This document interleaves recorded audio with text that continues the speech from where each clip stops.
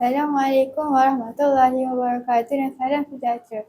Nama saya Alisa Nurima binti Asma Azwan. Saya berumur 12 tahun dan merupakan murid dari Sekolah Kebangsaan Jalan Gedi 2. Di sekolah, saya memegang jawatan sebagai pengawas sekolah.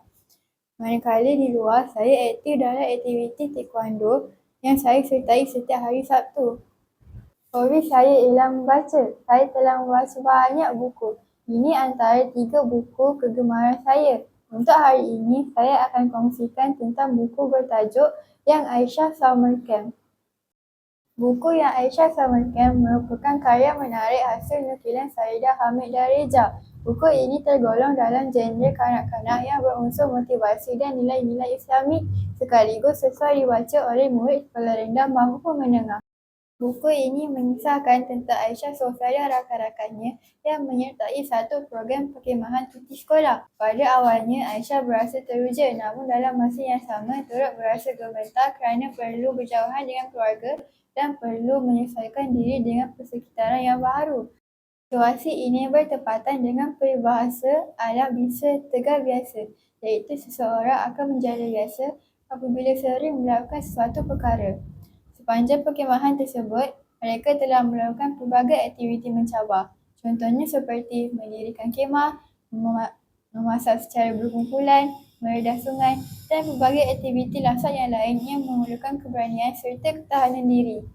Tema utama yang diketengahkan dalam buku ini ialah keberanian menghadapi cabaran serta kepentingan kerjasama dalam kumpulan.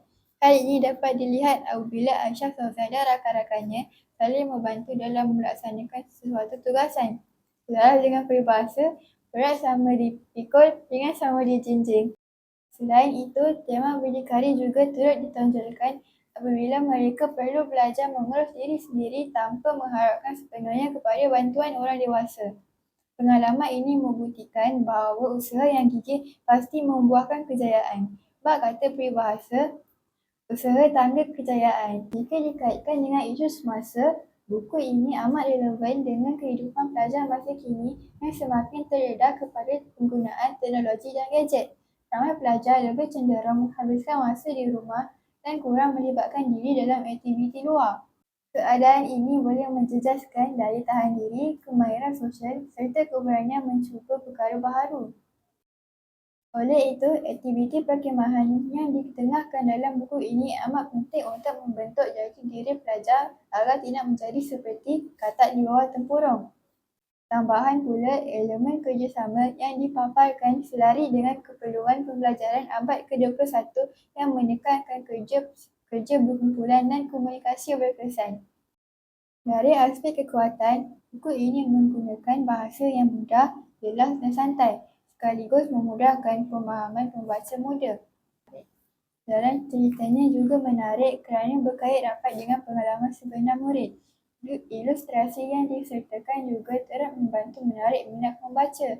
Nilai-nilai murni yang disertakan seperti bertanggungjawab, berdisiplin, tolong-menolong serta keberanian mencuba dapat membantu pelajar menghadapi cabaran kehidupan moden dengan lebih yakin.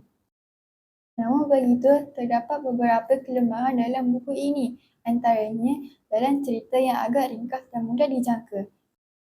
Konflik yang diketengahkan juga kurang mendalam, terutamanya untuk membaca yang lebih matang.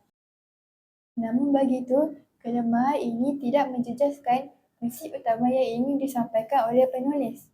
Kesimpulannya, buku Yang Aisyah Summer Camp merupakan satu bahan bacaan yang ringan tetapi penuh dengan nilai positif. Buku ini sesuai untuk dijadikan bahan bacaan santai serta bahan pembelajaran untuk membentuk sahsiah diri murid.